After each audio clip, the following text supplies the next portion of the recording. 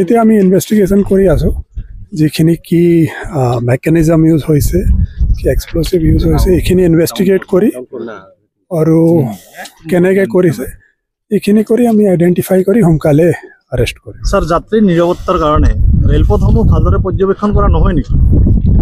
এইটো হয়, ডেফিনেটলি ভালকৈ সুৰক্ষা দিয়া যায়। এইখিনি কি হৈছে কেনেকৈ হৈছে আমি ইনভেষ্টিগেশ্যন কৰিয়ে গম পাম। এতিয়ালৈকে কোনো অহা নাই, আমি ইনভেষ্টিগেশ্যন কৰি আছোঁ আৰু তাৰ পৰা ওলাম। আমি ইনভেষ্টিগেশ্যন কৰি আছোঁ, তাৰপিছতে ক'ব পাৰিম।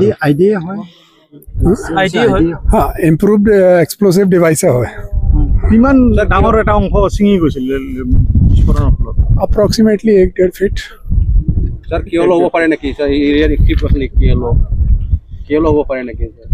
আমি ইনভেষ্টিগেশ্যন কৰাৰ পিছতে কিবা ক'ব পাৰোঁ, but exactly which extremist group involve হৈ আছে সেইটো আমি তাৰ পিছতে ক'ব। স্যাৰ, দেখা গৈছে যে বহুত ডাঙৰ দুৰ্ঘটনাৰ পৰা এটা ৰক্ষা পৰিল, তো ভৱিষ্যতে যাতে এনেধৰণৰ ঘটনা সংঘটিত নহয় তাৰ কাৰণে আপোনালোকে কি ব্যৱস্থা হাতত অল প্ৰিভেণ্টিভ যি প্ৰিভেণ্টিভ একশ্যন ল'ব লগা প্ৰিভেণ্টিভ একশ্যন লোৱা যাব।